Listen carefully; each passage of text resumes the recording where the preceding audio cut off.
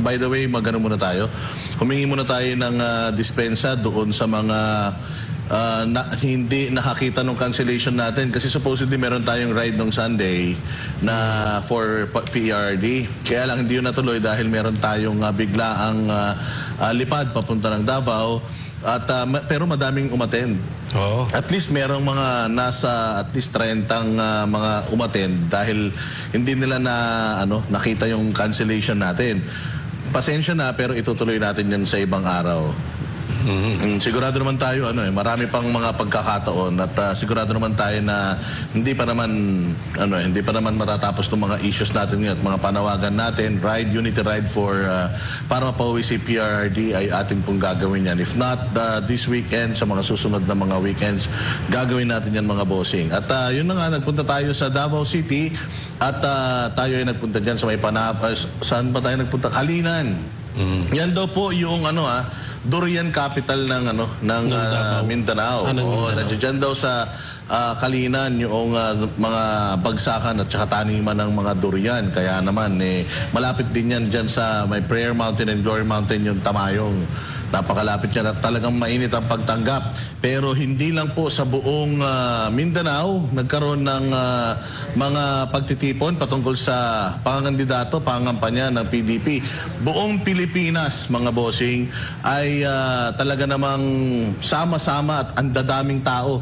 Kasabay noong mga nung sortie natin dyan sa may Kalinan, buong Luzon, Visayas at Mindanao, napakarami din ng mga nagtipon-tipon para dito sa PDP straight, yung Duterte. Pero alam nyo ba, ang pinaka nakakabilib sa lahat, yung hindi natin inaasahang pagdagsa ng tao sa The Hague, the Netherlands. Grabe, sobrang dami ng tao. Alam nyo, bigla daw nabuhay yung turismo sa Rotterdam. Sa may bandang Rotterdam kasi yan.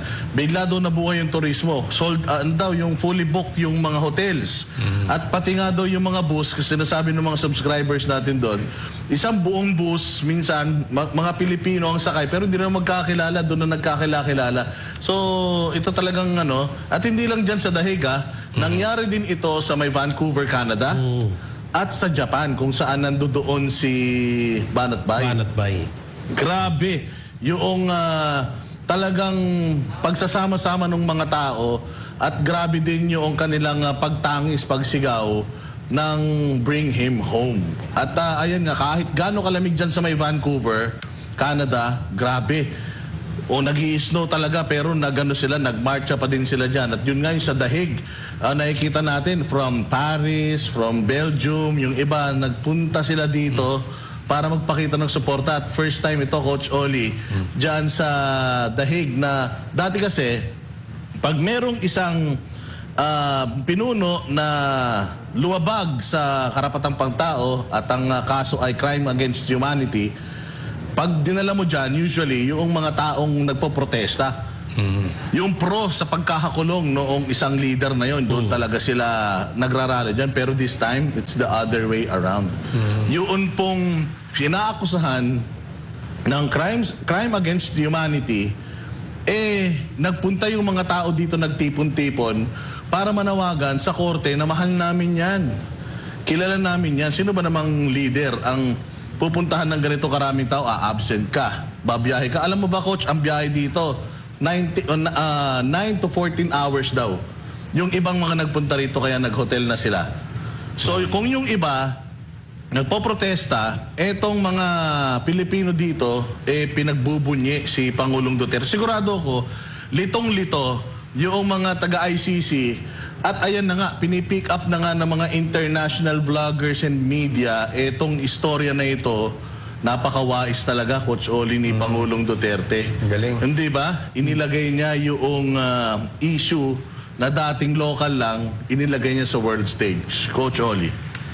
Ang nakakatakot lang dito, Boss Dada, this is very, very successful. Kaya lang nga, dahil sabi mo, gumanda nga yung tourism, lahat, buhay na buhay sila dyan. Baka mamaya lalo nilang hindi pauwiin si Tatay Digong. Dahil siyempre, makikinabang sila dyan pare-parehas I mean, sa lahat ng aspeto, pati dyan sa ICC, may yan may, that is a factor dahil ngayon nagkakaroon sila ng parang TV mileage, no? Pero sa isang banda naman, napakaganda nito. Ang galing. Ang galing nga ni Tatay Digong dahil ako naniniwala, talagang ginusto niya ito na madala ang international viewers dito. At ipapakita niya, ang paniwala ko dito, ipapakita ni Tatay Digong na hindi dapat nakikialam ang ICC. Sa bandang huli, ipapakita niya na kung gaano kalupit itong gobyerno natin. Kasi tingnan niyo po ano ang play nila? Yang pinatay sa EJK, libo-libo. Again, libo-libo, parang 3,000, 4,000 partners di ba? Pero kung titingnan po natin, yung demanda naman dyan, daan lang. Wala pa ata no? Wala pa. So, ibig sabihin, 43. andyan dyan na sa ICC. Di ba, ano sigaw nyo? Katarungan sa mga libo-libong Namatay. libo-libong namatay. Edi dapat, ito ang iniimbestigahan ni Paduano, ni Abante, itong fake news kasi ang tagal nyo inaantay ng ICC. Bakit hindi nyo palabasin yung mga ebidensya ninyo na libo-libo? Diba? Until now, walang demanda si Tatay Digong. Gaya ng sinasabi nyo, it's all media. Ang problema dito sa ating bansa, binabanatan si Tatay Digong sa media. Yun lang naman media lang ng media. Tapos sasabihin, kasi hindi natin makuha ang katarungan dito sa Pilipinas. Ngayong nasa ICC, asa na yung libo-libo? Maglabas kayo ng ebidensya. Paabutin nyo ng libo. Diba? Asan kayo? Kasi, alam mo, narinig ko, Boss Dada, yung DOJ, no? At yung interview kay Senator Amy, nung ini-interview nila sila, Boying, lumalabas na parang wala nang hustisya Hindi, nahirapan sila na magkaroon ng hustisya dito sa kaso ni Tatay Digong kaya dinala sa ICC. Of all people, Secretary of Justice, sasabihin nyo, hindi nyo makuha ang hustisya sa Pilipinas. Ang tagal lang nakaupo si PRRD Di sana, nilitis nyo. Di sana, nagsampa kayo ng kaso. Ang tagal, wala. Tapos ang magsasalita ng ganyan, Secretary of Justice. At sinasabi niya, Coach Oli, noon daw panahon ni Pangulong Duterte, hindi daw nakakuha ng hustisya. Hindi daw gumagana ang justice system noong panahon ni Pangulong Duterte.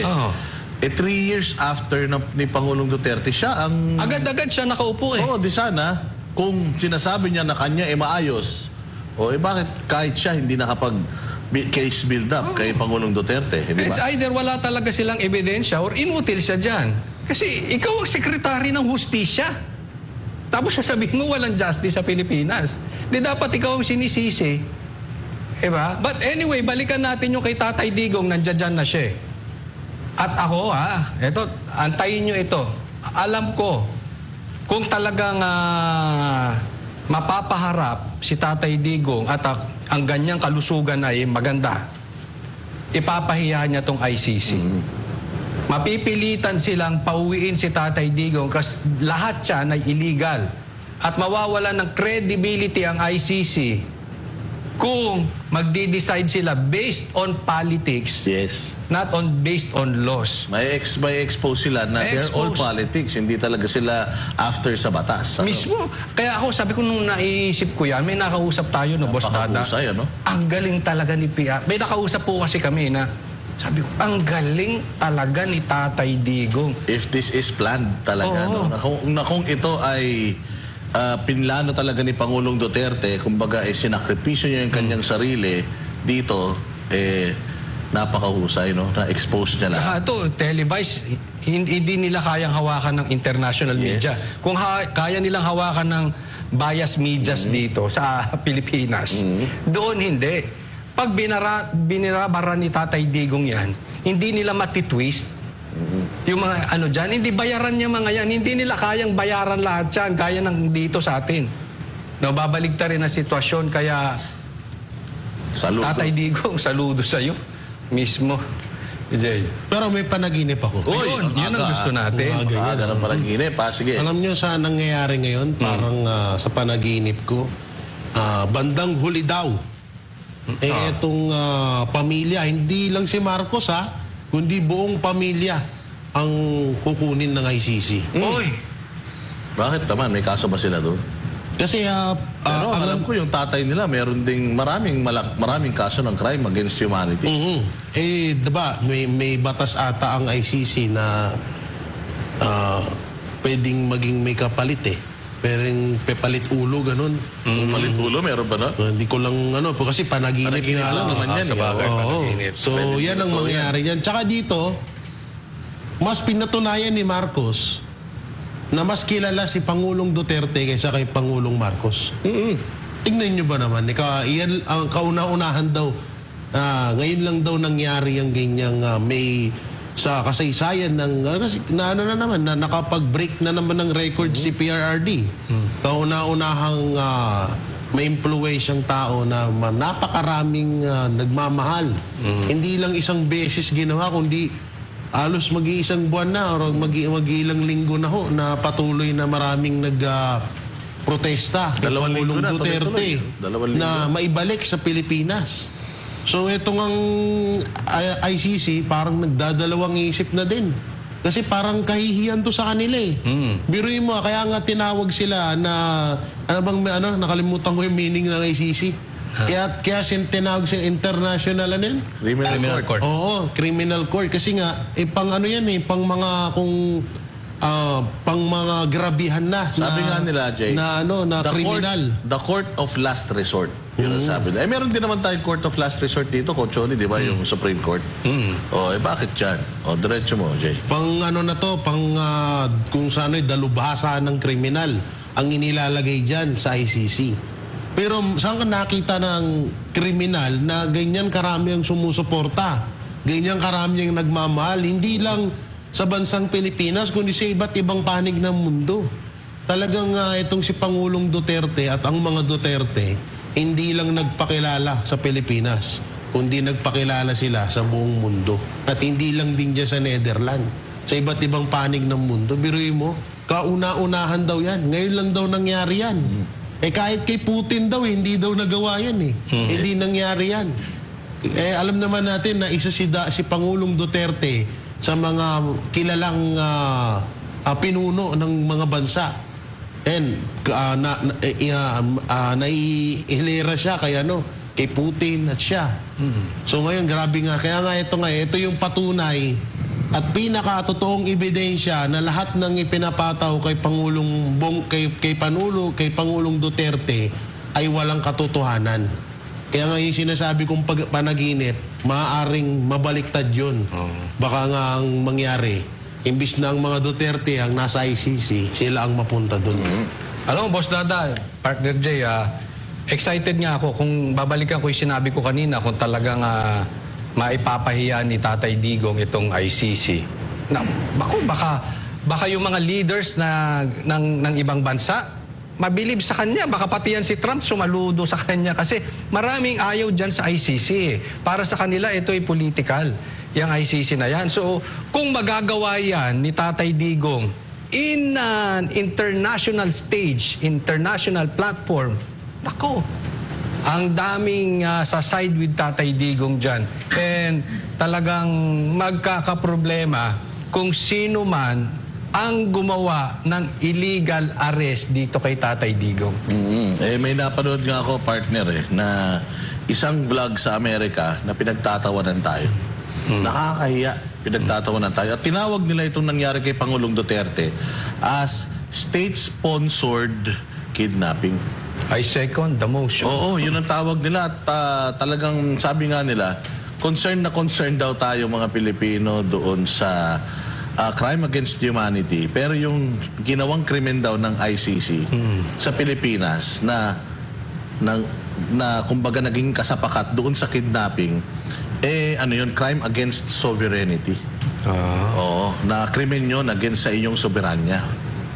Kaya talagang... Maraming mananagot, no? Dito. Sabi ko nga sa inyo, sa ibang bansa, nakakahiya talaga ang bayang Pilipinas. At ito, ang may gawa nito, si Bongbong. Si Bongbong, bakit? Kasi sa totoo lang, itong mga ganitong issue political, noon pa naman may mga ganyan eh. Nasikaso naman yan dito, katulad nga ng sinasabi natin, si Erap, nakulong naman. Si Gloria, nakulong naman. Kasi sabi nga nila, meron kang immunity eh. Pero after mo nang maging presidente, you are, kumbaga pwede ka nang idemanda. So lahat na pwedeng ihabla. Nakita natin na gumagana yan. Si Gloria, si Erap, at pati nga Chief Justice natin, na-impeach. Gumagana yung justice system dito. So bakit kay Pangulong Duterte, doon tayo sa International Criminal Court lumapit na wala pang jurisdiction sa atin. Considering na wala pa naman talagang Interpol red notice. Tayo ay hindi miyembro ng ICC, pero nakipagkasundo tayo sa ICC. Kasi parang naghuhugas kamay ang Interpol dito eh. Wala kami alam dyan. Nag-request sa ICC ng warrant, yung ICC nag-issue ng warrant, pero nandoon pa lang tayo sa stage ng ini-inform pa lang natin. Kumbaga, may proseso yan. Tumalon na tayo sa proseso at ibinigay na natin. Kaya state-sponsored kidnapping, kasi nga, pera ng taong bayan yung ginamit para mapadala doon yung ating Pangulo. Pinatotohanan niya ng spokesperson ng Malacanang at saka ng SILG natin na tayo ang gumastos. So yun yung pinakamasakit sa lahat. Pero bago yan, tuloy natin yung discussion tungkol dyan, yung mga taga-Netherlands ay may katanungan at merong gustong mangyari. Ito, pinagre-resign ng mga Pilipinong nasa Europa si Pangulong Ferdinand Marcos Jr. para kay Vice President Sara Duterte. Malinaw ang dahilan sa likod ng panawagang ito. Hindi ipinapakita ni Marcos Jr. sa taong bayan na kaya niyang mamuno at mag-isip ng maayos para sa bansa. Si Anton Cero, magbabalita. Matapang ang naging banat ni Vice President Sara Duterte laban sa Administrasyong Marcos Jr. mula sa kontrobersyal na 2025 national budget hanggang sa umano'y palpak na pamamahala sa bansa. Tahasang pinuna ito ni VP Sara.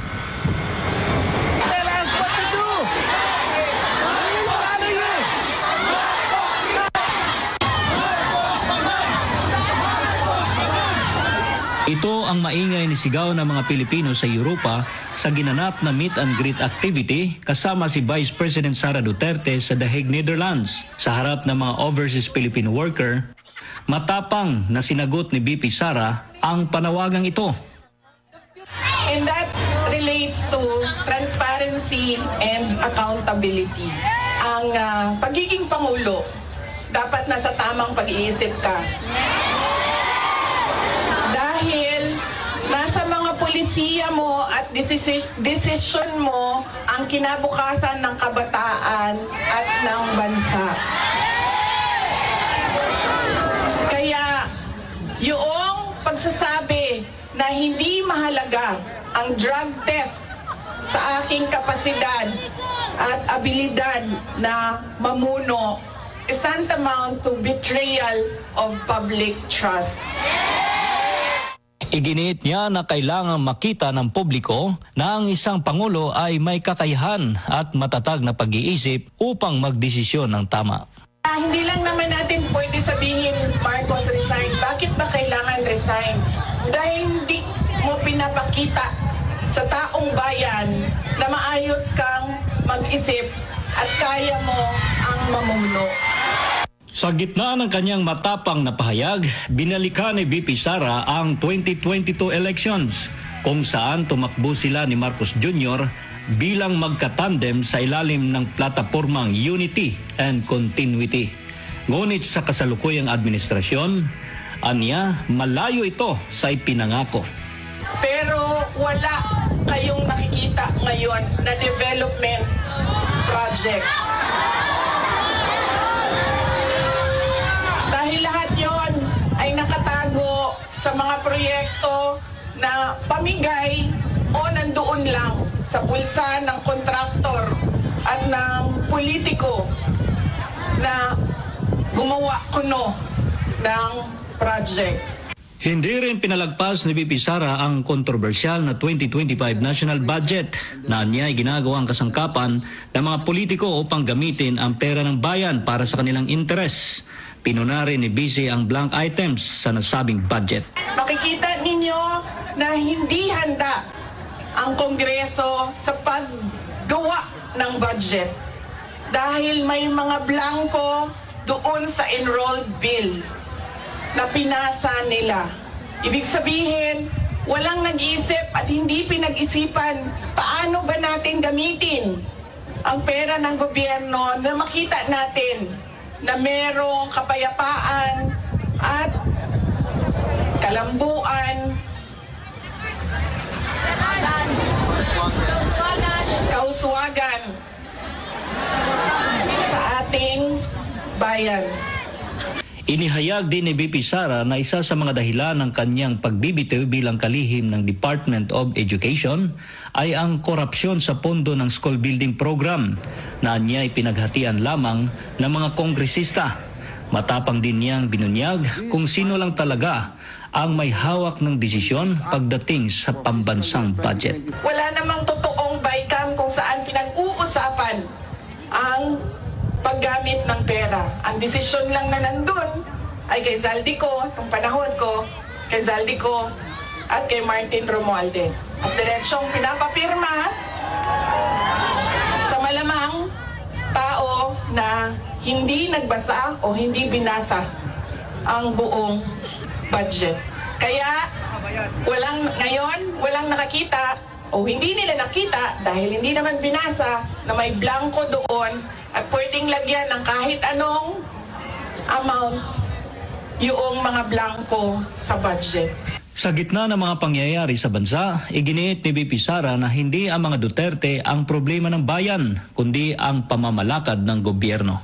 Ang problema ng bayan ay ang governance mismo ng Pilipinas. Yan ang problema ng bayan. At dahil may problema sa gobyerno, ay tuloy-tuloy ang kahirapan doon sa ating bayan. Nakikita nyo yan dahil dumadami ang nakikipagsapalaran sa ibang bansa. Para kay VP Sara, hindi lang ekonomiya ang dapat natutukan ng kasalukuyang administrasyon, kundi ang pagbibigay ng maayos na serbisyo sa mamamayan gaya ng pabahay, peace and order at dekalidad na healthcare. Nakikita nyo yan dito sa mga bansa kung nasaan kayo. At kaya kayo nandito dahil hindi niyo yan nakikita doon. And apparently, tayo lang yung nakakakita, yung nakaupo doon, hindi nila nakikita. Mula dito sa The Hague, Netherlands, Anton Cero, SMNI News. Grabe mga partner, yung dami ng tao na yon, ano? At talagang makapanindig, medyo mabibigat din ng mga binitawan ni VP Sara dito. Sabi nga daw ng mga taga-Netherlands, dapat mag-resign na. Dahil hindi naman dinidinig yung panawagan ng taong bayan. Unang-una, drug test. Ikaw, Cocholi, alam ko, advocate ka niyan. Talagang pinananawagan mo yung drug test na yan. And aside from that, hindi niya nagagawa yung mga mandato niya sa mga Pilipino. Ito lang pagbibigay sa Pangulo natin sa isang korte na hindi naman tayo kabilang. Yun pa lang, talagang pagtataksil na yon sa ating mga mamayang Pilipino. Pero pagre-resignin natin, di na. Ako mismo, you are fired. Sinisanti ko na, Coach. Uy, o mabuti. ikaw? Hindi naman magre-resign yan kahit na medyo makapal ang mukha ng mga yan. Imposible mag-resign yan. Pero ewan ko ba naman dito kay Marcos, bakit ba allergic ka sa drug test? I mean, simple-simple lang naman yun. Hindi naman kakain ng oras mo yan. Punta lang kayo. Sabagay, wala na si Tatay Digong, hinahamon ka niya sa luneta. No? Pero pwede naman, sabay kayo siguro ni Mayor Baste o ni Congressman Pulong. Diyan kayo, sa tapat ni Jose Rizal, diyan sa luneta. Nagpaano na si Kong Pulong, tsaka sila Basti. Pero alam ko, papayag din yun kung sabay sila. Oo. Sabay sila magpa-drug test. Kung papayag lang si Marcos, nasabay sila. Di ba? Apaka-simple nun eh. Para matapos na yung alinlangan ng taong bayan. Di ba? Siguro yung mga tumatakbo dito sa alyansa ng Bagong Pilipinas, Palagay ko dapat i-convince nyo na rin si Marcos magpa-drug test. Bakit ba ayaw nyo itapik yan? Claire, para sa akin ha, Claire. Oy, Anuhin mo yan? Convince mo yan si Marcos magpa-drug test. Nang sa ganun, hindi din kayo nagmumuka. Kasi bato kayo ng bato ng fake news. Tapos i-deny nyo yung droga. Tapos ayaw mag-drug test. Eh di sinong fake news? Kayo. So para hindi kayo mabansag ang fake news, convince mo rin yung amo mo. Pa-drug test, simple lang. Ako nai-imagine ko mga partners ha. Yung biglang dagsa ng tao dyan sa Netherlands, kung si Marcos kaya, naisip ko, kung si Marcos kaya nandiyan dyan, dadagsa kaya yung taong bayan. baka Kasi dito may dalang matis. hindi siya pwede magpadala ng pulis dyan pag susuotin niya ng pula eh. Oo, wala siyang control Ito, dyan. Yan talagang organic Sabi yan. ko nga sa iyo, Coach Oli, may mga nakausap tayo ng mga taga rito na pera nila sarili, nag-live pa sila, kasama mga asawa nila, pamilya nila. Sabi ko sa inyo, may mga kasama silang Walang ayuda yan. may kasama silang mga foreigners na mga asawa nila. So syempre, itong mga foreigners na ito, may involved dito, tapos pagkukwentuhan nila ng mga kaibigan nila, mga kalahi nila, so kakalat yung iskandalo na to. Talagang nakakahiya. At makikita talaga natin, Coach Oli, katulad ng sinasabi nila, punong-puno daw sa The Netherlands ngayon. Grabe. Diyan sa lugar na yan, wala ka na daw makuhang hotel. Kahit daw mga Airbnb, wala na. Yung iba nga daw, nagte-tent na lang eh. Eh malamig pa naman daw, Coach Oli. Because alam mo, Dada, that is beyond their control. Kasi kung sa atin yan, manggugulo na naman, pupunta na naman dyan yung mga pulis, nangahabaan ng armas, nangahabaan ng panangga, i-disperse sila dito, bawal kayo dito, even yung choke points, kung saan papunta dyan. Harangan Kung dito sa Pilipinas yan, sigurado ako, itong March 28 haharangan na nila yung mga choke points niya para hindi dumagsa sa Manila. Speaking diba? of, meron ganyan. na palang 28. Pero dito kasi, beyond their control. Hindi nila kayang diktahan dyan, isaraan nyo yan, ha? O dito, lagay mo dito si Torre, o lagay mo dyan si Marbil, lagay nyo dyan, ha? Wag papapasukin, wag dyan. Wala silang magagawa dyan. Tsaka, Coach Oli, may tanong ako. Bakit biglang-bigla itong mga kasamahan natin, tanong ko na rin to kay Jeggy Barra, itong mga kasamahan natin, mga kababayan natin sa abroad, bigla silang naging makabayan at biglang, iba naman ang binabalita ng mainstream media. Ang binabalita ng mainstream media, puro anti-Duterte. Pero bakit etong mga Pilipino dyan, nagsama-sama pro-Duterte? Saan nanonood mga yan? Kanino nanonood ang mga yan? Siyempre. Kanino Di pa ba? ba? So, ibig sabihin talaga, even sa ibang bansa, nanonood na talaga yung mga tao sa mga vloggers. Kaya galit na galit sila. Kaya nagpapatawag ng vloggers kasi hawak na nila mainstream media, sakal na eh. Ito lang, ito gawin ninyo, ito balita ninyo, huwag niyong babalita kung ano-ano babalitaan nila dito sa atin. Tsaka alam mo, partner, yan kasi mga kababayan natin sa ibang bansa, may nagbibigay yan ng pera dito sa mga mahal nila sa buhay. Meron daw, Coach, meron daw silang boycott. Hindi daw sila magpapadala muna. Zero remittance daw sila for like 5 days. Ay, wala silang makukuhang pang-ayuda. Itong gobyerno natin. Kawawa naman sila. Hindi sila makakampanya. Anyway, ramdam kasi nung pamilya, yung hirap talaga. Punta kayo sa palengke. Alam ko yan kasi, dahil pag tinanong mo, hirap sila. Hirap sila ngayon compared yung dati. Sobra ngayon eh. Actually, maraming nagsasabi kasi na-compare natin yung mga partners. Si Marcos is worse. Mas masama ito sa mga dating presidente, including itong si Pinoy. Ibang mas klase. masaklap pa. Mas masaklap talaga. Kaya lubog eh. Ito 3 years talaga, wala kang mararamdaman na Ang hirap, Boss Dada, ay hinto ng organic. Galing tayo sa organic na kampanya eh. Yung ang tao pa ang gumagastos. Hindi yung papupuntahin mo rin, bibigyan mo na ayuda. Diba? Nasanay tayo doon eh. So, itong sahig na ito, naku, grabe, hindi nila mahihinto yan. Kawawa sila dyan. Pagka dyan talaga dumagsa ang taong bayan, hindi nila makokontrol dyan. Pero Jay, ito, may tanong ako sa'yo. Sabi niyang pinakamagaling na spokesperson, Yusek ng Malacanang, PCO, hindi daw Duterte ang nagpanalo kay BBM noong eleksyon. Tika ko malaglag sa bangko ko. Oo. Nakakaawa na rin to si Claire, no, Jay? Hindi, alam mo, Claire, Attorney Blurred, try mong matulog 3 times a day sa isang araw. Baka sakaling magkaroon ng ano. Wala ding tulog yan. Tsaka ito kung hindi daw dahil sa Duterte, kaya nanalo si Marcos. Hindi sana naipanalo na ni Marcos yung 2016 na pagtakbo niya. Tama, sa Vice President, no? Tsaka sana naipanalo niya na yan. Sila Gadon, sino pa yung mga Marcos dyan. Anak ng Teting, inantay pa ni Marcos na maging kakampi niya ang mga Duterte, kaya siya nanalo. Tsaka oo, totoo yun. Totoo naman, pero may totoo siya doon sa sinabi niya na ang nagpanalo kay Marcos ay taong bayan. Alam nga naman robot. Hindi ka ba namang letter T? No? Alam nga naman robot. At totoo, binoto ng taong bayan si Marcos sa pamamagitan ng mga Duterte. No? Kahit ilang beses niyong itanggi yan, yan ang pinakamalaking sampal sa inyo. Pinakamalaking sampal sa pamilyang Marcos na kung hindi dahil sa mga Duterte, ay hindi iboboto ng taong bayan si Marcos.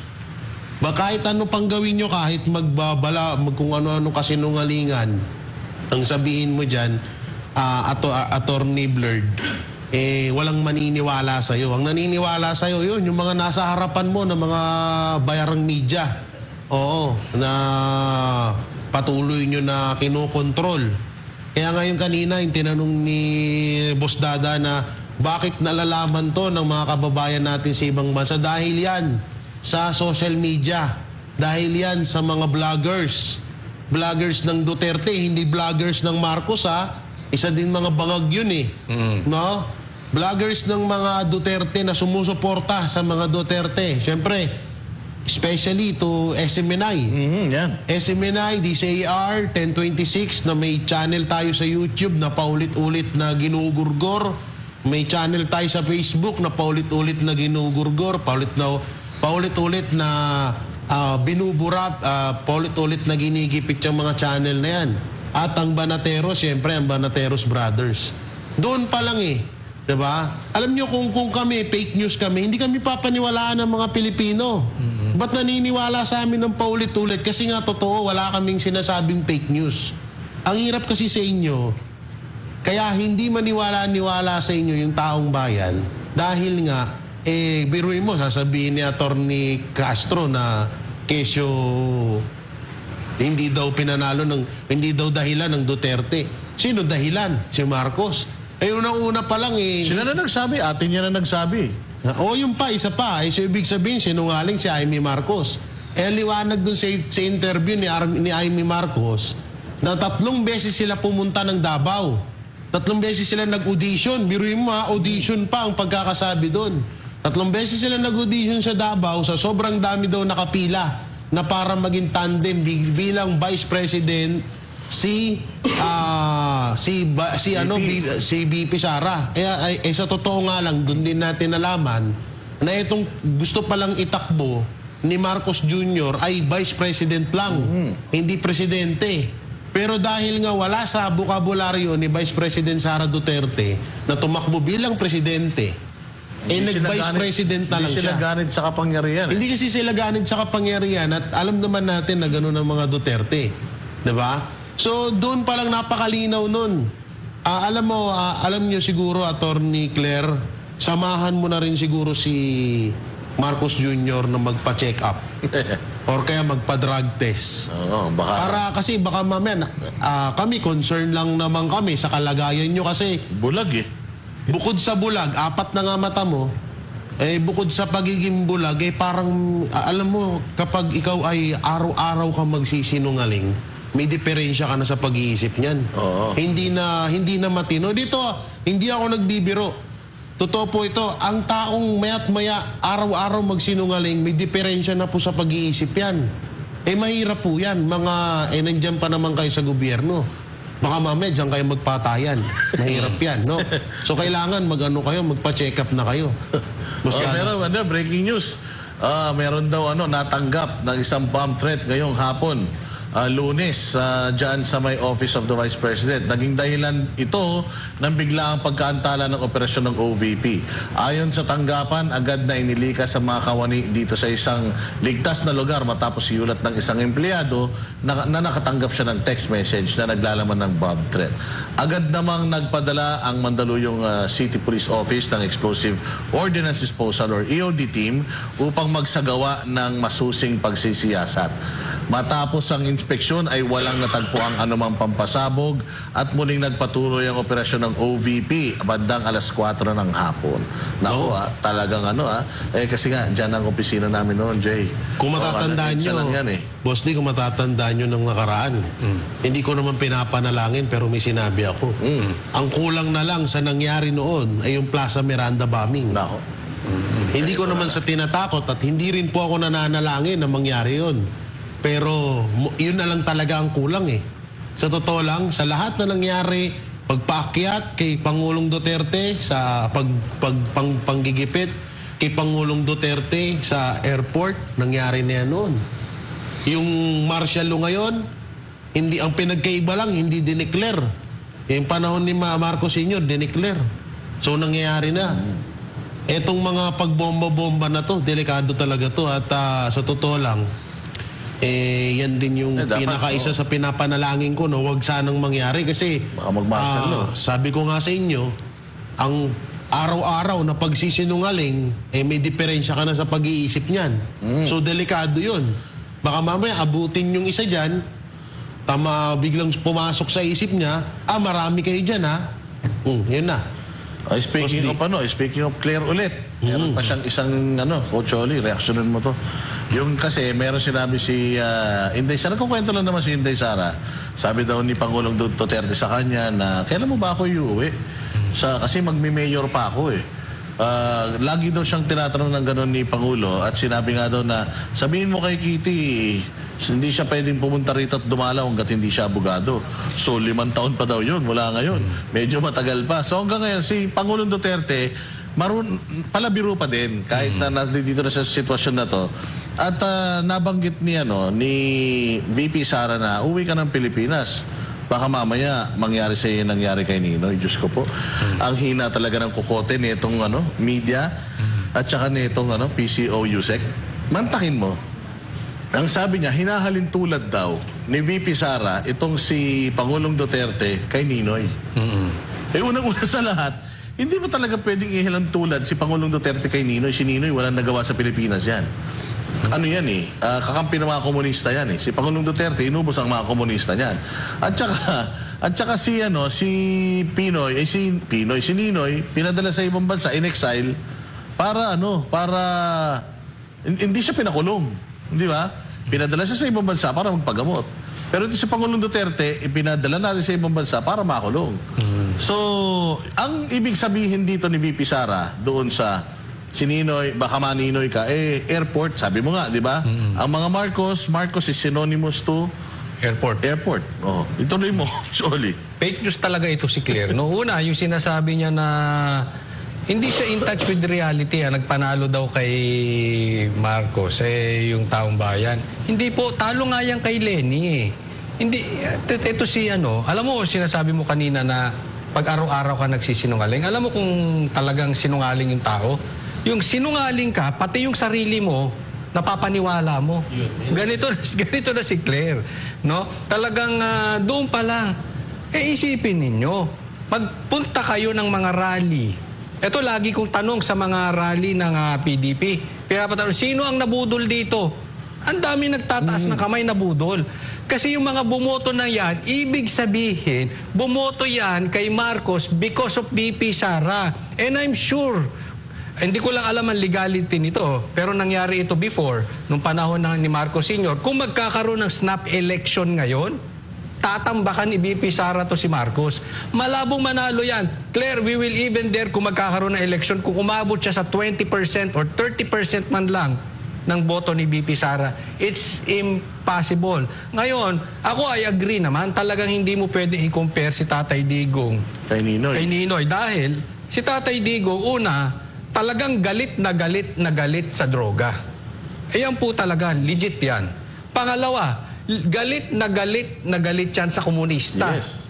Sa NPA. Talagang hindi yan po pwede doon sa mga rebelde na naghahasik ng lagim at salot sa lipunan. Ayaw ni Tatay Digong yan. Una, si Tatay Digong galing sa hindi kayamanang pamilya, no? Bagamat ang kanyang tatay ay governor, pero hindi sila yung nakuha niya yung pangalan niya by himself. Pinaghirapan yun. Ano yan pinaghirapan niya. Ano yan? Sa sariling, sa sariling pagsisikap. Papupunyagi, yes. At binahal siya ng tao dahil sa ebidensya, dahil sa ginawa niya sa Pilipinas. So, wag natin i-compare. Dahil, alam mo, buhay pa si Tatay Digong. Kung pagkahiro ang pag-uusapan, lagpas na po siya milya-milya dito kay Ninoy Aquino. Wag naman sana. At kung sakaling Siya rin naman na nagkumpara eh. Oo, di ba? Kasi hindi naman comparison yung sinasabi ni VP Sara eh. Hindi naman yung compare lang doon sa Baka sa airport, an act doon sa airport. na baka mamatay Hindi din naman, siya sa airport. Yun yung sinasabi ni VP Sara. Ito pang isang nakakainis sa sinabi niya, abogado pa man naturingan, si Ninoy daw, wala naman daw kaso ng crime against humanity. Malinis naman daw yung kanyang pagkatao at wala naman daw siyang pang-aabuso katulad ni Pangulong Rodrigo Duterte. Claire, abogado ka pa man din, presumption of innocence. Di ba dapat ikaw mismo, sa lahat ng tao, ikaw mismo yung nagpa-practice nun na we are all innocent until proven otherwise. Kaya may kaso, dinidinig ito. At hindi pa naman guilty si Pangulo. Wala nga siyang isang kasong naisampa dito sa Pilipinas. Tapos sasabihin mo na may bahid ang kanyang pagkatao ng may bahid ang kanyang pagkatao ng crime against humanity. May kaso sa kanya, crime against humanity, pero hindi pa siya napapatunayang may sala doon sa mga ikinaso sa kanya kasi lahat naman pwedeng makasuhan at lahat naman pwedeng magkaso. Dugtungan mo, Jay. So, ibig sabihin, parang inamin ni Claire na etong si Aquino ay ipinapatay talaga ng Marcos. Oo, no? Kasi Parang isipin ganun. nyo, kasi si Ninoy walang di ba sinabi ni Claire, wala daw pinapatay ng mga tao. Hindi daw katulad nung kay Pangulong Duterte, di ba? So doon, tsaka ito pa, kakampi ng Aquino ang mga NPA noon, ang mga makakaliwa. So wala talagang magbabalak kay Aquino na patayin siya. Alam naman natin yung mga ganyang gumagawa mga makakaliwa. Plaza Miranda bombing. So sa Plaza Miranda bombing pa lang. Tapos ito pa ang pinakamano dito. Tama nga yung sinabi ni Vice President Sara Duterte na baka mamatay si Pangulong Duterte pag umuwi ng Pinas. Kasi una-una sino magalit sa kanya? Ang dami. Drug lord. NPA. At yung mga negosyante na ilang taong dito na nagyamanan sa Pilipinas na binangga lahat tax evaders. na binangga lahat ni Pangulong Duterte. So yung tatlong yan ang mga kalaban at pang-apat ngayon yung administrasyong Marcos. Ayun yung kalaban ng mga ni Pangulong Duterte na maaaring magpapatay sa kanya. Yung apat na nabanggit ko na yan. Kaya yung sinasabi ni Vice President, ano lang yun paalala lang yun sa kanyang ama. No, hindi yun sinasabi niya na pag lumapag ka na plano, papatayin ka ni ganito, ni ganyan. Wala naman sinabing ganun. Baka ikamatay mo. Kaya nga may baka, alam mo ba yung baka, hindi yung yung kinakain baka na words, katanungan, ganun. Anak ng teteng, naturingan na attorney ka, nileleksyonan ka ng grade 2. Tsaka Jay Guevara. Visit na to. Jay Guevara, buti sana. Kung makapagtanggol siya kay Bongbong, kala mo, jowa Hindi ba kasi na yung second lady? Samantalang dati, may first lady, may second lady. Oo, syempre, Napanaginipan mo ba yan? Wala kaya may Hindi, second napanaginipan ko kasi yan kahit papano naman, maganda-ganda naman si Tapang ng Claire. sikmura ni... Pero Jay, Aasibig ako dyan. Jay, ang daming video nito ni Yusek na binabanatan niya si Bongbong. Yung pa nga isa pa. Tawag pa nga Binanatan niya na si Bongbong? Oo. Hindi, marami pa dati pa, meron na. Marami yan.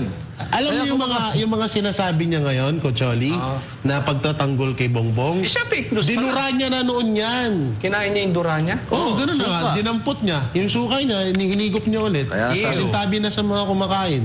Sabi ko sa inyo, hindi lang suka kinain yan, pati echas ni Oo. BBM Kaya kinain nga- yan. kaya nga Parang baka- pinakamagaling na tao sa buong mundo, mas magaling pa sa tatay niya eh. Oo. Si Bongbong ko, ipagtanggol niya eh, no? Kaya Pag nga, nadidinig ko yan, parang ang tingin ko kay Bongbong, parang Diyos Santo eh. eh, no? Oo, pagka ipagtanggol nito si Claire.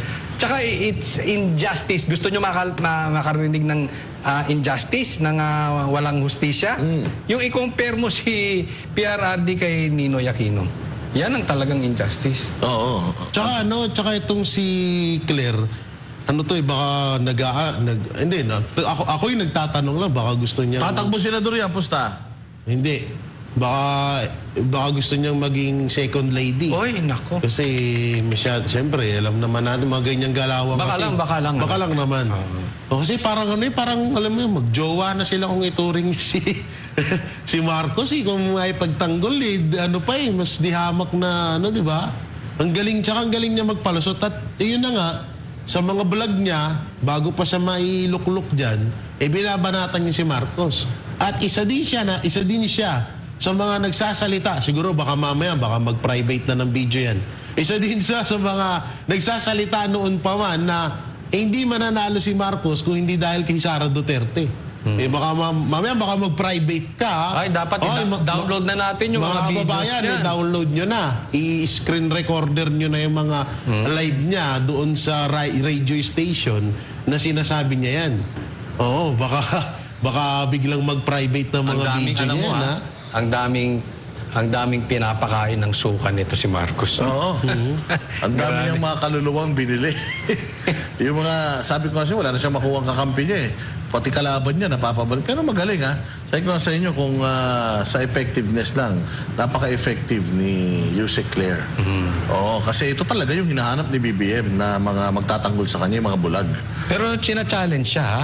Boss Dada ng mga manunood na try niya magpa-press con kahit man lang 3 araw na hindi topic ang Duterte. Speaking of pala, Puro siya Duterte. speaking of ang trabaho ni Claire, magbigay ng mga good news na ginagawa ng mga gobyerno sa Pilipinas. Parang wala no? Para lang siya talagang vlogger na dinidebunk lang lahat ng mga batikos ng mga DDS kay BBM, ano? Hindi ako, may konti ako kasi ano na yan strategy na ni Marcos yan Mahilig siyang gumamit ng puppet kahit wala naman sa ayos. Totoo yan, Jay, Ang utak kasi, unang puppet niya, alam mo kung sino? Sino? Unang puppet niya, Congress. Pangalawang puppet Grabe, niya, baka mapatawag ka. pangalawang puppet niya, si Trillanes. Una niya palang puppet, si Gadon. O ngayon,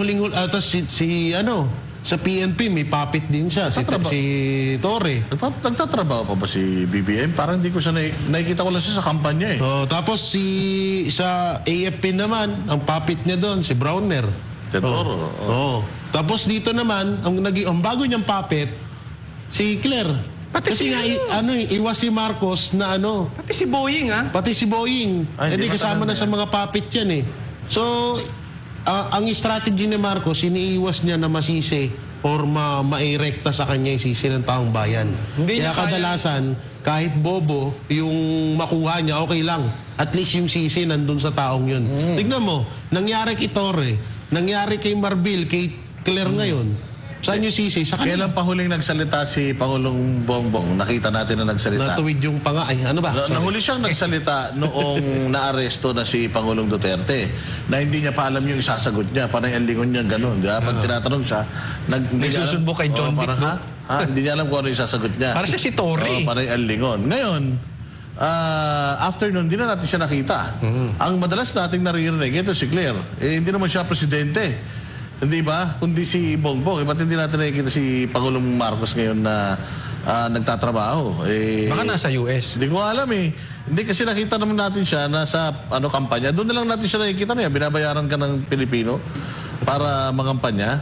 Gawin naman natin yung trabaho natin. Alam mo, dati saglit lang mawala si Pangulong Duterte. Hinahanap na nila nasa ng Pangulo.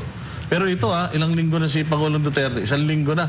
Isang linggo, hindi pa nakikita si Bongbong bukod dun sa bukod dun sa mga kampanya. At ang Pero hindi nila hinahanap ng hinahanap. taong bayan ni si Tatay Digong. Talagang gustong Gusto na pauwiin. Gustong pauwi. Troll daw. Sabi nung abogado ng CHR na baka madagdagan yung kaso ni Pangulo dahil daw pag nalaman na may troll farm siya. Hindi po troll tawag dyan. Balikan ninyo yung mga nangyari sa Japan, yung sa Vancouver, dyan sa The Hague, buong Pilipinas, kahapon, ang daming tao. Hindi troll yan. Diyos mio, may kumakalat ka sa social media, yung post nila puro Vietnamese yung nag-like Puro Vietnamese. Ayan, troll yan? Troll ba yan? Paano naging troll yan? Ayan, Hindi ata nila alam ang meaning ng troll. Ha? Hindi nila alam ang meaning ng troll. Ang alam nila, siguro kapag ka nagko-comment sa'yo, troll na. Hindi troll yung mga totoong tao yun na talagang bistado na ng mga kabulastugan yun at mga kabalbalan nyo. May troll pala na marunong maggano ng bandila, no? Kalaim yan. Di ba? Hindi troll po yan. Yan po ay mga totoong nagmamahal kay Pangulong Duterte. At mind you, ito po ay sa ibang bansa. Sabi ko nga sa inyo, dito sa Pilipinas, hirap na hirap mag-set up ang alyansa nila ng puno na venue sa kanilang kampanya. Isa lang. Samantalang ang PDP at ang Pastor Apollo C. Kibuloy for Senator Movement, grabe pag nag-organize, no? Talagang basic kalmadong-kalmado lang, no? Talagang yung mga tao organic na pumupunta doon kahit walang ayuda, kahit walang mga nakukuhang mga freebies, nandoon sila at talagang nagsasakripisyo. Ito, meron din tayong balita patungkol dyan, higit isang buwan bago ang nalalapit na eleksyon, patuloy na bumubuhay ay senatorial candidate Pastor Apollo C. Kibuloy at sa Duterte senatorial balls. Bukod dyan, lumalakas din ang panawagan na magbalik sa Pilipinas si dating Pangulong Rodrigo Duterte matapos itong illegal na arestuin at isuko sa International Criminal Court or ICC sa The Hague. Narito ang balita ni Jade Calabroso. Balik Davao City nitong weekend ang Pastor Apollo C. Kibuloy for Senator Movement upang ipakita ang buong suporta ng mga tagalungsod kay Pastor Apollo C. Kibuloy at sa iba pang senatorial candidate ng PDP laban. Libo-libo ang nakiisa sa Ayusin Natin ang Pilipinas Nationwide Campaign Rally sa Kalinan Gymnasium, Kalinan, Davao City. Kabilang sa mga dumalo sa pagtitipon ay ang IP community ng Tamayong kung saan buo ang tiwala nila sa butihing pastor at maging sa Duterte senatoriables. Dapat siya ang number one kasi siya ang tumutulong sa mga tao dito sa Kalinan. At kilalang-kilala siya na siya ang pastor dito sa Kalinan. Kasi ako taga-Kalinan ako. Dito sa Kalinan, kung siya ang manalo, siguro marami siyang project kasi taga rito siya. Maliban sa Kalinan, sa bayan ding isinagawa ang naturang rally sa iba't ibang lugar sa Luzon, Visayas at Mindanao. Dinaluhan ito ng iba't ibang grupo at sektor para ipakita ang kanilang suporta sa mga kandidatong inendorso ng dating Pangulong Duterte. Sa Luzon, isinagawa ang rally sa Arena Civic Center, Malasiki, Pangasinan, Gose Elementary School Gymnasium, Gose Sur, Tugigaraw City, Cagayan, Barangay San Pedro Gym, Castillejos, Zambales, Cipris Residence Covered Court, Barangay Talaibon, Ibaan, Batangas, Pastor ACQ for Senator Movement Headquarters, Governor's Drive, General Trias, Cavite, Alta Vista Clubhouse, Alta Vista Avenue, Barangay San Roque, Antipolo City, Rizal, Mendoza Park, Barangay Poblacion, Puerto Princesa, Palawan, at Melvin Jones Grandstand, Baguio City, kung saan nandoon ang ilang Duterte senatoriables. Isinagawa rin ang naturang nationwide campaign rally sa Zabarte Subdivision Covered Court, Barangay Kaligayahan, Novaliches, Quezon City, Basketball Court, Pildera 1, Barangay 192, Zone 20, Pasay City, at Andatoria Bay Resort, Bagong Bayan, Taguig City. Libo-libo rin ang dumalo sa Ayusin Natin ang Pilipinas Rally sa Visayas, partikular sa Lagtang Gym, Barangay Lagtang, Talisay City, Cebu, Barangay Poblacion Gym, Alicia, Bohol, Barangay Poblacion Gym, Sibulan, Negros Oriental, Barangay Rizal Covered Court, Canangan, Leyte, Mayor Pablo Barbo Bandilla Sports Complex, Lorente, Eastern Samar, Yapak Sports and Cultural Center, Barangay Yapak, Boracay Island, Malay, Aklan, at Barangay Handumanan Gym, Bacolod City, Negros Occidental. Hindi rin nagpahuli sa pagpapakita ng suporta sa Duterte senatoriable sa mga taga Mindanao. Sa bayan ring isinagawa ang pagtitipon sa Barangay Manubuan Covered Court, Matalam, North Cotabato, Barangay San Vicente Covered Court, Dapitan City, Zamboanga del Norte. Balingasag Gym, Balingasag, Misamis Oriental. Purok Sagittarius 2, Barangay Lasang, Davao City. Barangay Nanyo Gym, Panabo City, Davao del Norte. At Kalinan Gymnasium, Kalinan Poblacion, Davao City.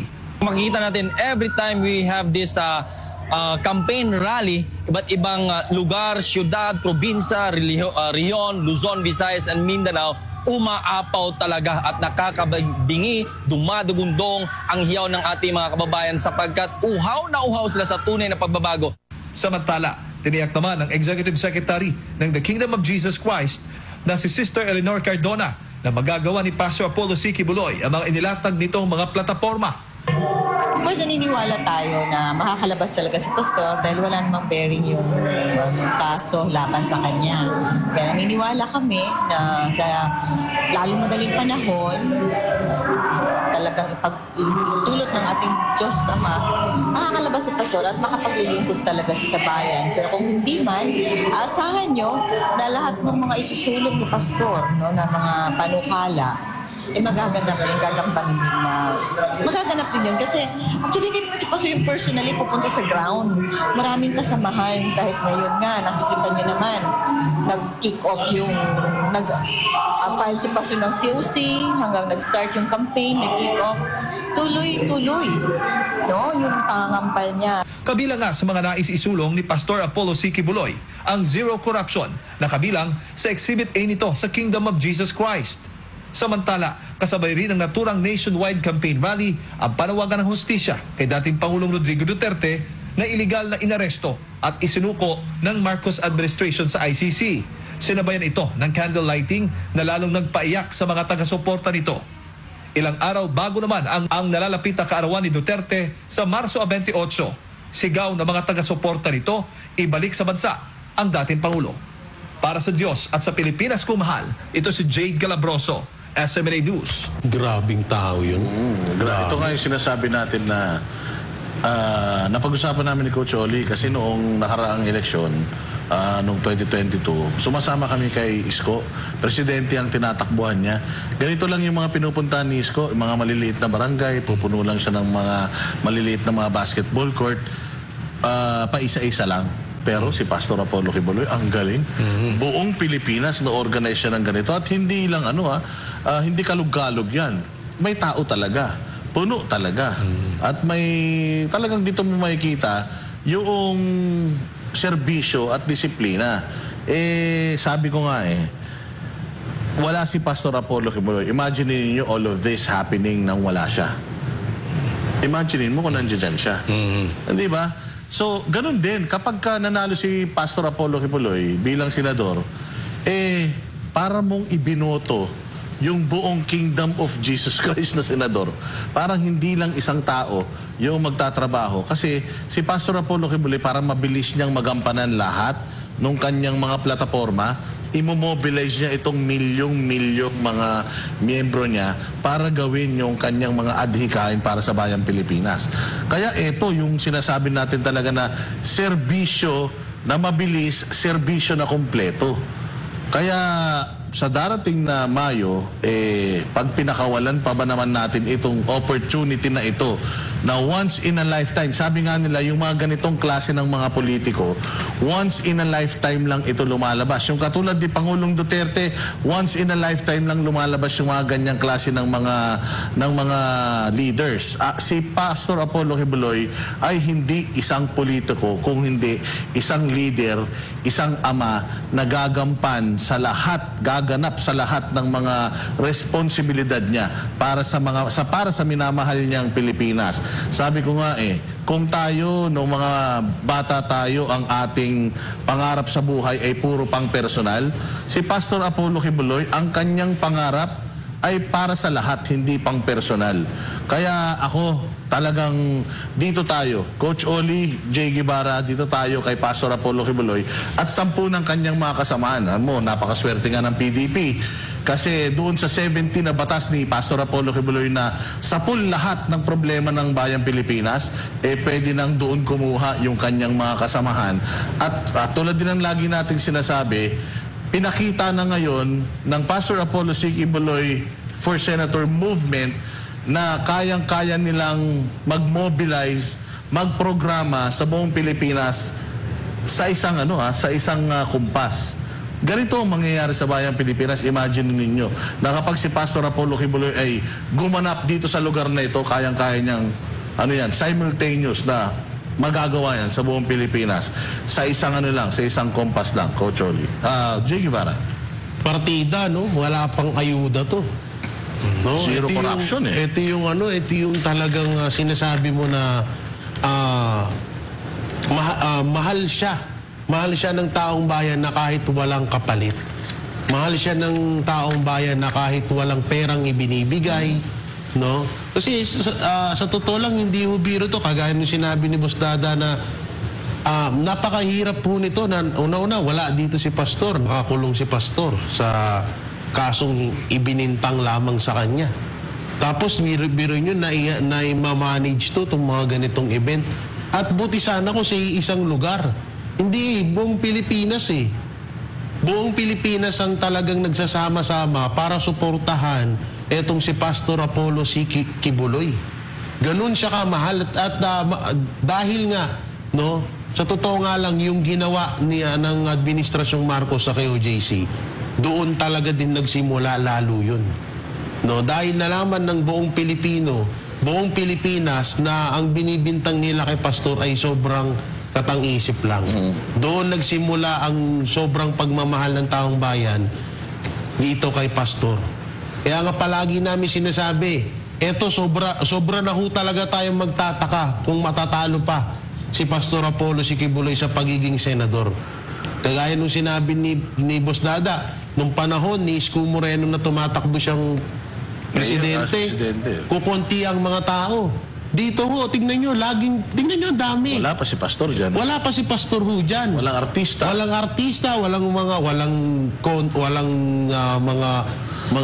ayuda. Mga celebrity. Celebrity lang dyan. Ako, Oy. wow. Si Coach Oli, si Boss Dada, Bong Manateros. Di ba? Doon pa lang ho Kaya nga ito, palagi ko sinasabi, hindi naman po sa pagbibintang, pero sobra na ho tayo talagang magtataka kapag natalo pa ang Duterte senatorial candidate sa darating na eleksyon. So yan na po yung wag nating talagang hayaan. Kaya ako nananawagan na yung boto mo is paratingin mo sa lahat ng mga taong nasa paligid mo. Na sabihan mo sila na sa Duterte candidate tayo. Mas triplihin pa natin yung pagsuporta sa kanila. Para kung sakali man na merong mangyaring dayaan, mas mananalo pa rin tayo. Coach Oli. Yan. Claire, kaya ng amo mo yan? Yung ganyang nationwide na rally. Walang pulis yan. Walang pulis. Walang pinagsusuot dyan ng pulang uniforme. Sige nga. Kasi alam mo, ito may mga nagtatanong, paano magagampanan ni Pastor Kibuloy yung kanyang tungkulin bilang senador kung siya'y nakakulong? Eto, yan ang patunay. Di ba? Isipin mo, kahit niya nga yung layang Marcos, hindi kayang gawin yan. Ito, nagagawa niya. At hindi to tsamba. Linggo-linggo to Nasa kanya pa yung pera ng gobyerno. Ito, pera niya. Sarili. Ito pa, ako, I'm proud to say, walang ayuda to. Wala. Linggo-linggo ginagawa. Di ba? So, doon pa lang, makikita mo, isa sa nakita kong katangian ni Pastor Kibuloy, na bilib ako. Una, yung pagiging ang galing niya talaga yung sistema niya. Bilib ako. Pero itong manonotice nyo, itong ginagawa niyang rally, nationwide, linggo-linggo, it shows yung kanyang pagka-addict sa trabaho. Workaholic to si Pastor Kibuloy. Kasi ito, hindi ito basic, medyo matrabaho ito. Isipin mo, nagagawa niya na nasa kulungan. Yung ibig sabihin, yung kanyang adrenaline to work. Kasi hindi mo kayang pagawayan halimbawa sa weak na tao, tsaka yung tamad, yung paupo-upo. Ganyan ang leader, no? Oo, hindi niya natural yun Ibig sabihin, magawa niya man yan, tsamba. Maybe once or twice nationwide, maybe. Pero itong ganitong consistent, nasa dugo. Nasa karakter nung mama. Nasa karakter nung na yung hindi siya matatahimik nang hindi nagtatrabaho. Ako, dyan ako proud. At ang buong Banateros, itataya namin ang aming pagiging vlogger dyan sa pagiging alcoholic ni Pastor Kibuloy. Ay, alcoholic. Workaholic. Wag. Hindi umiinom si Pastor Kibuloy. Workaholic. Yan. Addict sa trabaho. Ito si Pastor Kibuloy. Hindi ito po pwedeng tutunganga at kasi mapapansin mo agad sa leader. Pagka pag may nakita kang problema, tapos titingin. Agad. Tingin sa secretary, tingin sa pogi, Yung tingin idea sa kanya nang gagaling siya mismo. hindi. Pagka may problema, Meron na siyang solusyon agad. one characteristic of a leader, problem solver. Oh, yeah. Sa akin ang desisyon, ako gagawa ng paraan. Hindi yun. Hihingi lang ng ano. Ano gagawin natin? Hihingi lang ng 2 cents. Pero siya pa din talaga ang gaganap. Tsaka kita mo yung ano. At kasi nakita namin ito, hindi ito kwento. Na-experience namin ito kay Pastor Kibuloy. Kaya hindi na po niya kailangan mag-imbento ng sistema at yung kanyang trabaho dahil nasa kanya na yon for how many years. Kaya automatic na lumalabas. Pagka may pagkakataon ngayon, lumalabas lang ng kusa. Kaya wag po natin palalagpasin. Sabi nga ni Boss Dada, yung ganito, bira lang to dumating. Pag pinalagpas pa natin, tayo ang mga kababataan. I'm sure, ito'y pinaliwanag lang natin. Ito naman ay alam ng taong bayan. Nakikita naman niya yan na kaya nga nakakulong si Pastor Kibuloy dahil sa kanyang paninindigan. Hindi niya tinalikuran ng mga Duterte until now. Alam mo pagka iniisip ko yung support niya sa mga Duterte, naiiyak ako dito kasi nakikita ko authentic. Hindi, ang dami kasing Duterte. Duterte dahil may pakinabang. Nung wala ng pakinabang, iniwan na Duterte. Eto, si Pastor Kibuloy, hanggang sa paglubog, hanggang sa pagkakulong ni PRRD, andyan pa rin. No? Again, another sign na maganda ang karakter nito si Pastor Kibuloy. Alam nyo yan. Again, nagpapaalala na sana ay matulungan nyo kaming ikampanya si Pastor Kibuloy sa inyong mga kamag-anak. Kita-kita po tayo uli, mga kabanateros, dito lang sa SMNI. Pag tama, palakpakan. Pag mali, banatan. Ako po, si Coach Oli. Ako po, si Boss Dada. At ako naman po, si Jay Guevara. Para sa Diyos at sa Pilipinas, sa ating mahal.